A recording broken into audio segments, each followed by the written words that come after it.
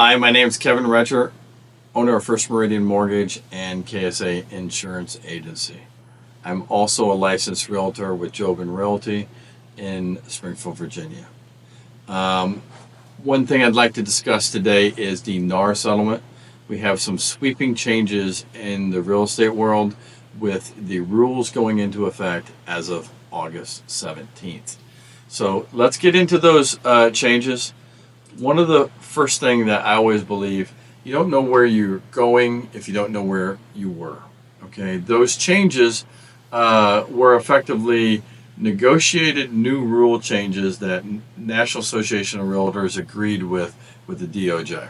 Okay, those rules effectively change how listing agents and buying agents get paid, sellers interacting with their listing agents, and buyers with their buyers agents. Okay, so in the past, a listing agent would discuss with their seller what they're going to sell a house for. In this case, we're going to say it's $500,000. They would also discuss a commission that they would effectively split with another buyer's agent if someone else brought a willing buyer to the table. Okay. Now that could have been an even split or an offset. It did not have to be down the middle. Now, whatever that buyer's agent split was that was determined between seller and listing agent, it was posted in the MOS, and that was part of the problem. It might say 2%, 2.5%, 3%, and some buyers would argue that they were shown homes that made the buyer's agent more money versus making less money. That was one of the topics. Okay. The second part of that is the fact that the buyer's agent and the buyer would go into a contract under agency, exclusive right to represent in Northern Virginia, and effectively most agents would put, I'll work for 2.5%, 3%, or whatever's listed in the MOS with a minimum of X. Okay, so the buyer would say, okay, do I have to pay that? And in theory, the buyer's agent would imply that the seller was actually paying that, and whatever's listed in the MOS, he would work for. Okay, now the thing about it is, buyer is actually still paying it. It's just built into the price, and technically they have the ability to finance it in that regard. Okay, since it's built into the price of the home. Now, the biggest part of the lawsuit was the ability for them to negotiate that, because remember, the listing agent and the seller decided how much they were going to offer. So the fact that it was posted on the MLS and the fact that the buyer could not negotiate it were two of the biggest topics. Okay, in the old world, they'd go to closing, and the 6% commission would go to the listing agent. He would do a split, and he would slide the other 3% over to the buyer's agent, and they moved on down the road. And that's how the old paradigm was.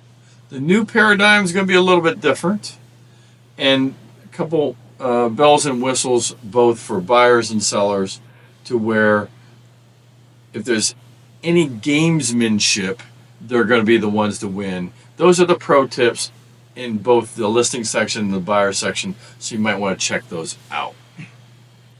The new paradigm, the seller and the listing agent are going to have a conversation of what type of listing that they're going to do. I'm going to give you a quick overview of those, more extensive in the next section, but they could do the full listing. They could offer unrepresented compensation, a buyer's agent compensation, limited service, variable rate. Those are kind of the options here in Northern Virginia. The buyer in this scenario gets to negotiate with his buyer's agent. And the buyer's agent's going to have to discuss with the buyer, like, I will help you find a house, represent you. get you into the homes, write the contract, do all of these things for X dollars or X percent. Okay. Now that's going to be written in the agreement. Key point, pro tip: they can't make more money than what they agree to in that agreement. All right. That is going to come into play later in the buyer section. All right. So they go into this equation. They figured out how much that money is. Now they go in box 3. They go to settlement. Okay. The purchase price was $500,000. In this new world, then it's going to be how does or how did the buyer's agent get paid in this equation? If in fact the buyer agreed to pay all of the fee of the buyer's agent, then that would go into box H on their loan estimate. So they would have all their closing costs, their prepaids, their escrows, and then the fee for the buyer's agent, along with their down payment money at closing. If in the agreement the listing agent and the seller still agree to pay the buyer's agent fee, then they would slide the money over to the buyer's agent, and that's how the new paradigm is going to work. Now, keep in mind the pro tips. Look for those in the next video. So let's get into what I feel is the starting point of the changes. I want to get into the document that both the seller and the buyer both use, okay? And that's essentially the contract. And let's get into those changes so that we can have an overview and an understanding of some of the pros and cons of this for both sellers and buyers, okay? So in this contract dated version 724, that's the latest version. Okay, so this is also for Virginia, Northern Virginia area. Okay, all contracts may be different in different jurisdictions. So this is pertaining to Virginia, but some of the rules essentially are going to be the same throughout the country.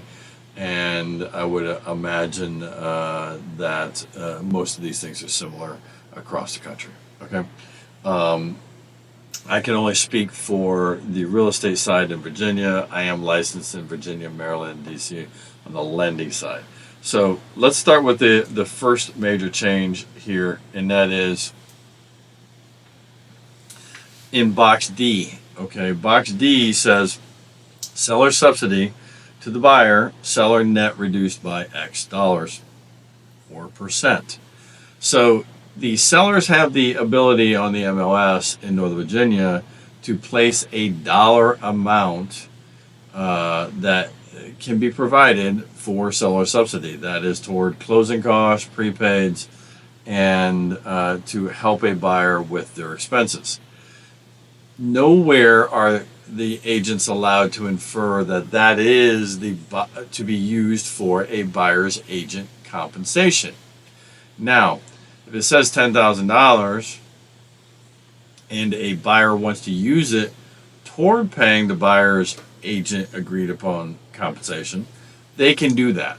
Okay, but the agents can't all get grouped together and infer that this is where we're going to do it. Okay?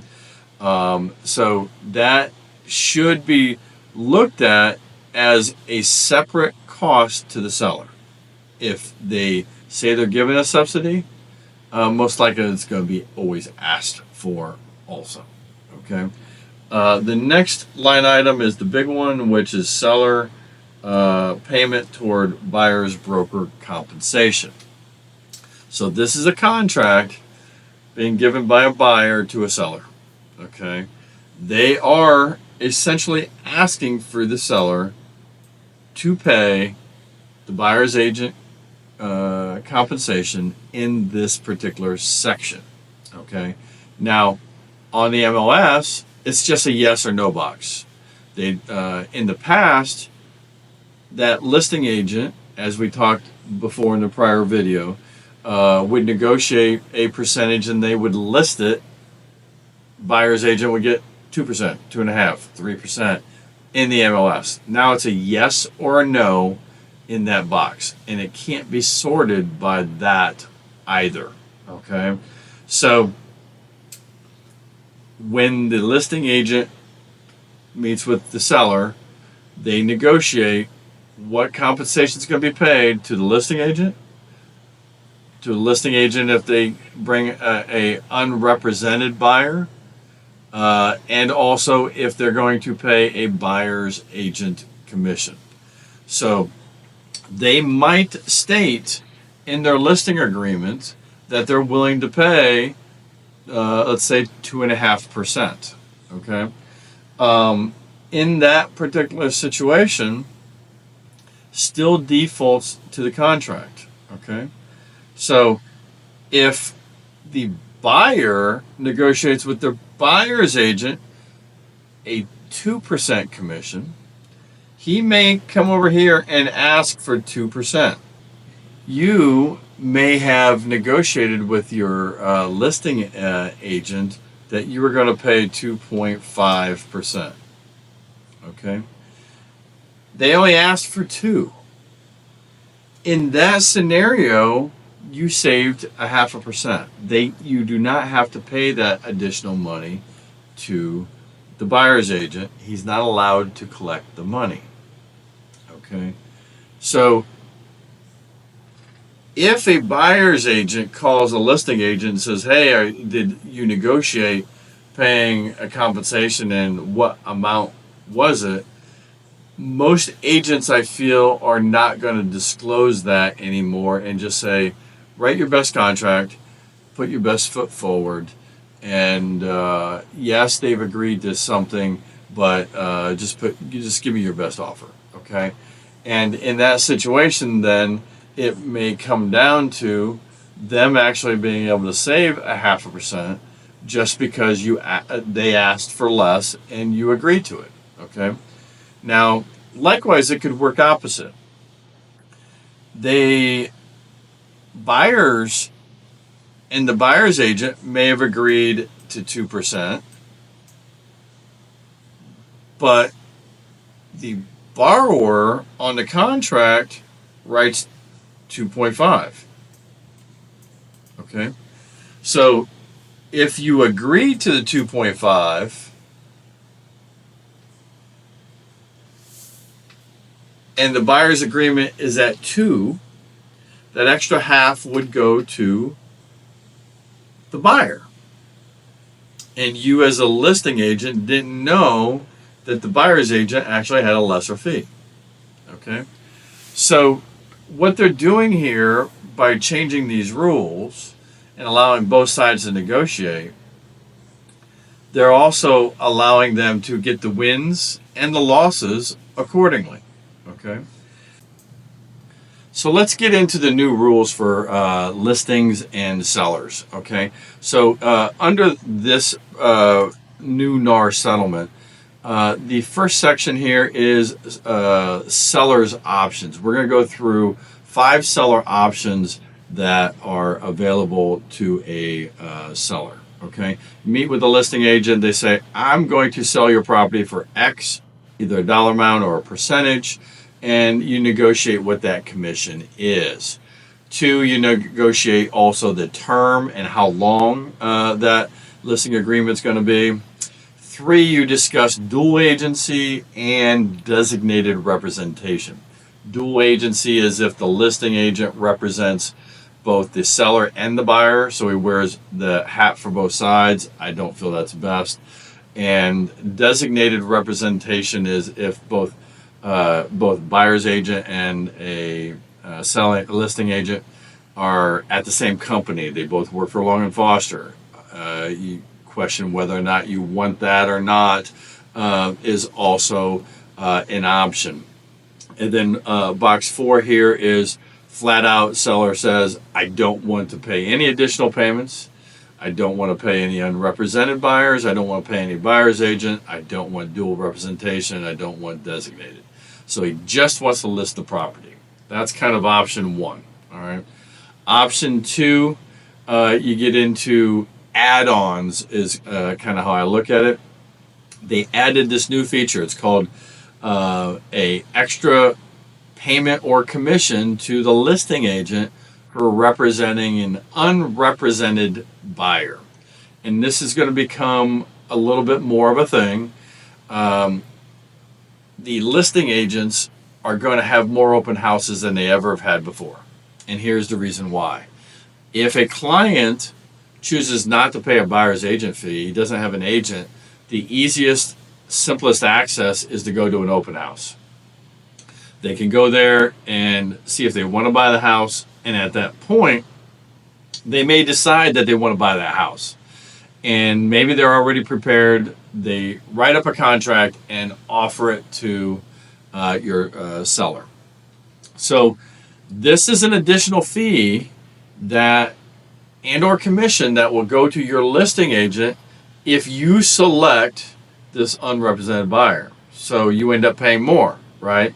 And this is to kind of cover the additional expenses and cost of sitting there for 3 hours during a home inspection, which I don't personally think that the listing agent should be there during the home inspection when the buyer is checking out a house.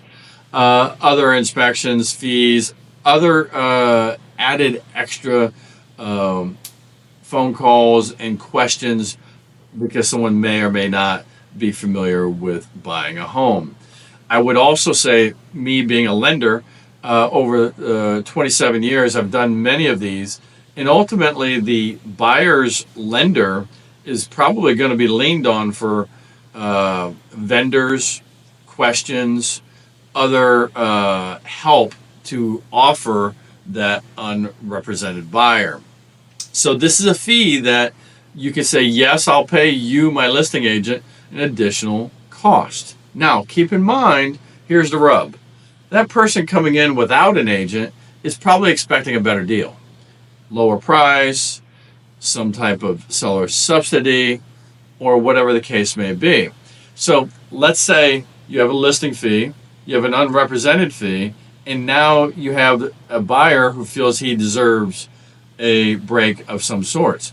You actually may end up paying more by paying all three of those options than you would if that client came in with a buyer's agent and negotiated a fee with you. So you got to keep in mind, you probably want to add seller subsidy and unrepresented fees together, less any if they came in at a different lower price versus a contract that may have a buyer's agent. Okay. So the next potential add-on is you have a listing agent fee, and then you have a buyer's agent fee that the buyer is asking for. So this is going to give you your largest pool of buyers offering a buyer agent commission. Now, keep in mind, like we talked about in the previous video, you can put, I'll pay up to 3% in your listing agreement, and nothing obligates you to actually pay that. The contract is what is your obligation. So as we've shown in box E and D, that's where your cost as a listing agent is going to come in addition to what your listing agent cost is. So if they come in and say, you can say with your listing agent, I'll pay up to 3% for the right contract. I bring a buyer and I only have 2% on there. You don't have to pay that extra 1%. Okay? Now, keep in mind, if I bring a buyer and I ask for 3 and my buyer agreement only has 2, I get to have the extra 1% as a buyer toward my closing cost. So it can work as a win or a loss on either side, a buyer or seller side. Okay? The next option in part 2, additional add-on to that listing could be a variable rate compensation or limited service. So you could have listing agent fee, and then maybe you have some incentives for your listing agent. Maybe if it sells it within 30 days, an additional bonus, or if this happens, you get paid this. If that happens, you get paid this. You could have a situation where you could say, I'll pay you 3% to the listing agent if it sells within 30 days, 2.5 after 60, and 2 after 90. And then listings stop after a 90-day period. Not a bad concept. You save money if listing agent doesn't do or perform the way you would like him to, or you incentivize him to perform at a higher level. Likewise, you can work it the other way. Okay. Limited service, a la carte. He may have various different options of service. And that, in a sense, maybe I just list the property and I do these 3 items, or whatever the case may be. That is a predetermined menu of services that he may provide. Then this last point, as we shown in the previous video on the seller subsidy side, which is box D, is the fact that you have the ability on the MLS to put, I will pay $10,000 toward the buyer's closing cost and prepaids.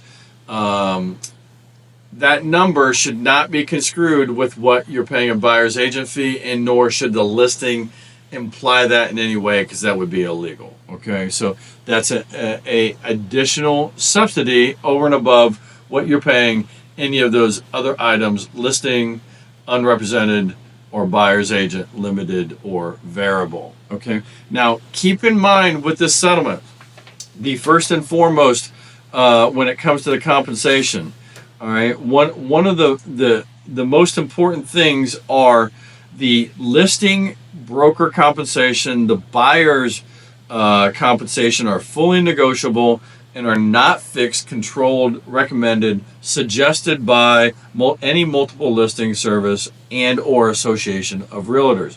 That is the disclaimer. They are allowing both sides to negotiate, and in some cases there may be a win or a loss, both on the listing side or selling side and buying side, and the contracts will dictate that in the end. Okay, but if you're happy with the contract, it really doesn't matter. So that is an overview of the changes with the infograph. Let's actually look at the listing agreement a little bit closer for a couple of the key details that I want to go over. Okay, one of the first places that you should look is here in box 4, the agreement termination date. If you leave that blank, it's a 90-day time frame. Okay, so you want to read this, you want to go over that time frame accordingly. Okay, box 5, of course, is the list price, and then we get into the broker compensation section in box 6. Okay, here's where it gets interesting. In this section, you have in box A the compensation, the gross amount, dollar amount or percentage that you're willing to pay. So that's number 1. That was on the slides. Number 2 is going to be additional compensation for an unrepresented buyer. We went over that. Someone comes to open house, they don't have an agent, turns in a contract. You're agreeing to pay an additional fee, in theory, for your listing agent. So it's not presumed him just to take on that extra work. So some agents may fill that out. Some agents may say, oh, don't worry about it. You're doing the listing with me. I'll handle it. Potentially until a later date, and then they might ask you for something later. Who knows, right? There is early termination fee, potentially, if you don't list for a specified period of time. The only time I really see that used is if someone spends as a listing agent upfront monies on potentially redoing certain things, or if they're staging a property, they may opt to have a termination fee in there just to cover those potential costs in theory. Okay. Here's where the seller compensation actually comes into play. Seller paid buyer broker compensation, and then you can list, how much you want to pay in that section also. Okay. Now, and then after that is seller subsidy. Okay. Now, we kind of went over those in the previous section. Couple things. One, again, be cognizant of box B, any additional that you may pay your listing agent. They kind of flip-flop this in the actual contract. They put seller subsidy first, and then they put the buyer's agent compensation next on the contract. But this is an overview of the main changes when it comes to doing a listing. And you do have the option of doing a limited or a variable. The variable is here on box C, and then the limited is another listing contract that then spells out specifically what the listing agent is willing to do. So this is a brief look at the changes on the 7/24 Northern Virginia real estate contract. Keep in mind this contract does evolve and change about once a year. Real estate is kind of practicing a real estate law, so the lawyers write up these contracts to have universal contracts that all the agents should be using. So in theory, if you do bring in an unrepresented buyer and you don't see that this contract is looking to be the same, it may be a downloaded contract or something that can be bought off the internet. So at that point, you would want to make sure that you fully read that contract and not assume it's the same contract that your listing agent is used to seeing or that you're used to seeing. So, and unrepresented buyers may also have attorneys write up their language for specific contracts. So definitely look at those as bullet points of things that you want to watch out for. Other things that you're going to want to be looking for if it's an unrepresented buyer: who are they using as a title company? Who are they using as their lender? Your agent, if they know your listing agent, if they know who those parties are, that is a good sign that the buyer may have done his homework and the transaction may run smoothly. My biggest concern is in this new a la carte menu type of situation, you could have a listing agent, unrepresented fee, and seller concessions and or requests from the buyer that could ultimately actually have more cost than the traditional way of just having a buyer's agent and a listing agent do the negotiation. So that's kind of my overview on the contract. Let's get into the buyer side and go into the changes there. So let's talk about the buyer side changes within NAR. Okay. So traditionally, I always recommend clients interview a few buyer's agents. Okay. If you're looking to get a buyer's agent to help you, find out what areas they work, the services that they provide, how they operate. Interview a couple different buyer's agents. It's important to have someone that you feel comfortable with. Also, keep in mind their commission is fully negotiable. So that is of the utmost importance. It's going to be on all these disclosures accordingly. Okay. Number two factor is It can be for a day for a house. It can be for 30 days, 60 days, 90. Don't leave it blank is my suggestion. It defaults to 90. Keep in mind your timeline of which you're under contract and agency of that buyer's agent, okay? Especially if you're looking at other homes and then you find a home that you like and you do an unrepresented deal, or you do another deal with another agent somewhere else, and you could have still been under contract here, you could actually have to pay 2 commissions in that particular situation via the contracts, okay? Keep in mind in box 3, percentage and dollar amount is absolutely negotiable. Box 4, you want to discuss dual agency and designated representation. Dual agency is if the buyer's agent and you buy maybe the listing of your buyer's agent, and he's representing you both on both sides. So he's wearing the same hat for both parties, the seller and the buyer. Keep in mind that's very difficult to do. I don't recommend it. Designated might be he might have a listing and he may say, well, go to Joe, let him write the contract and then present it. And they may be under the same roof. They may both work at Long & Foster. That's designated under the same roof, essentially. That one doesn't bother me as much, but keep in mind office mates can communicate and talk, and that may or may not be in your favor as a buyer. Okay. Next, what's kind of going to be new, it was always available, but it's probably going to become more prevalent, which is limited service.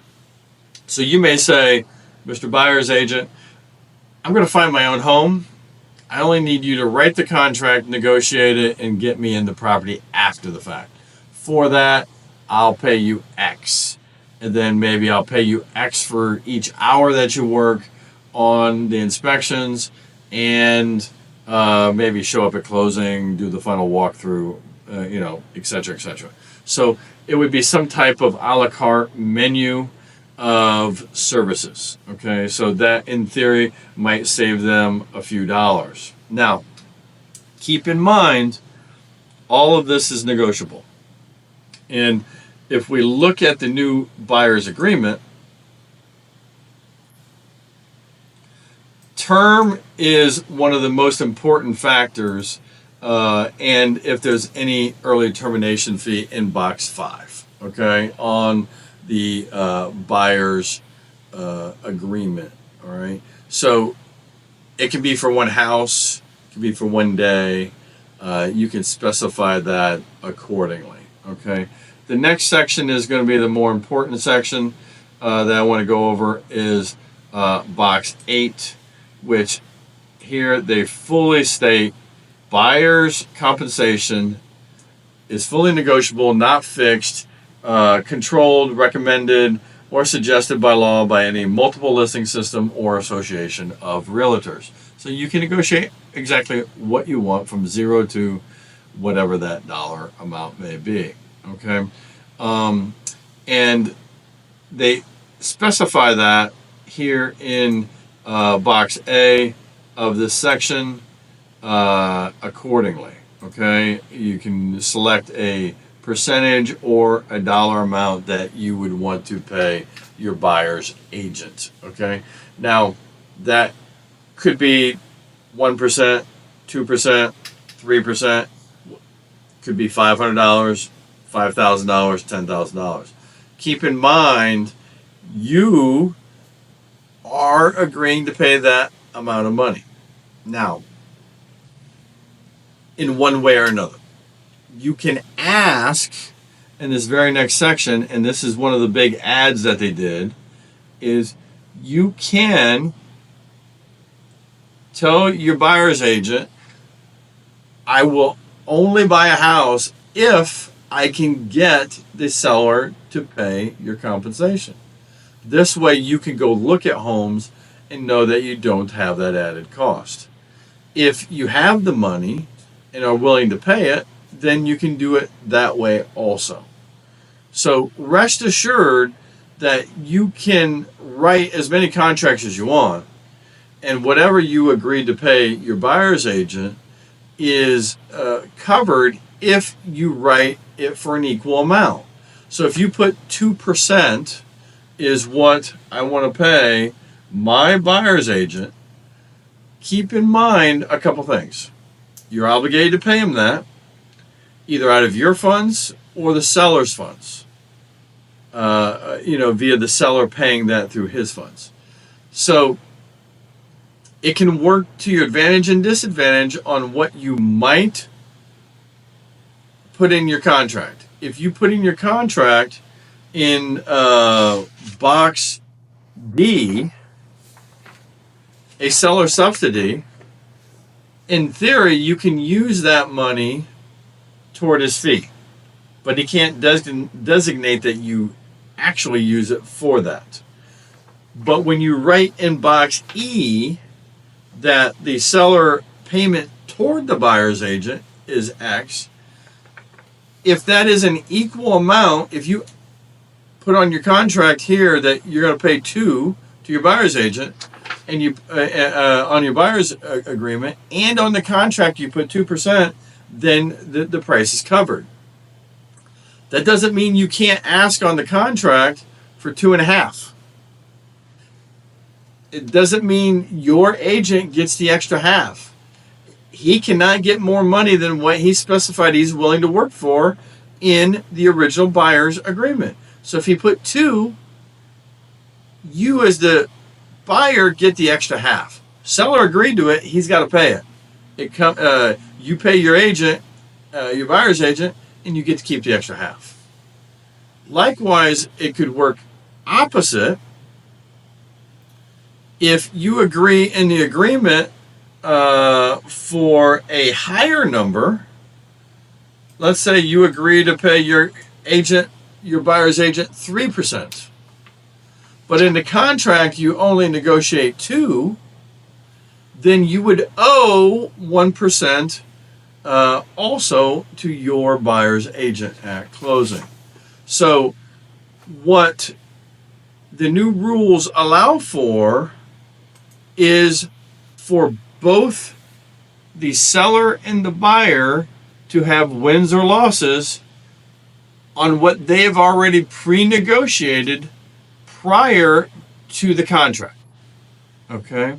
So the contract's going to take precedent in this whole new world that we're going to be going into. So when a buyer's agent talks to a listing agent's probably going to say, just give me your best offer, and they're going to go from there. Likewise, if a buyer doesn't have an agent and they call up the listing agent, is at your open house, want to submit a contract, that listing agent may default to say, well, I'm not getting any extra unrepresented fee, or I am getting an extra represented fee. He may decide one way or another whether or not he's pre-qualifying this contract as being something of value or not. So have a good discussion with both your buyer's agent as a buyer on how they go about their business and understanding all these new rules. Same on the sellers with their listing agents, and ask a few different scenarios so that you fully understand if X happens, if Y happens, you know exactly how you may end up having to pay either buyer's agent's fees, unrepresented, or whatnot. Okay? So if you have any questions, my name is Kevin Retcher.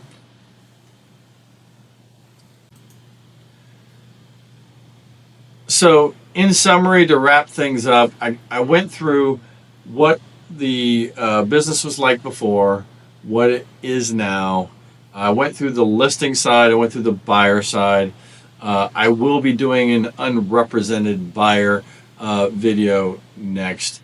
But if you have any questions on the NAR settlement, I feel that I'm very well qualified, at least in Northern Virginia, to help you out with some of your questions. If I don't know the answer, I'll be happy to call the board or my broker and get you that answer. If you need a mortgage, First Meridian Mortgage has been in business for over 27 years. We've never missed a closing date in our life. Likewise, I've been a realtor for 24 plus years. If you have any questions, if you need a listing agent, give me a call. I'll be happy to refer one to you. You need a buyer's agent. I could potentially refer you to other agents and or potentially represent you also in that endeavor. Again, my phone number is 703-799-5626. Please like, share, and subscribe.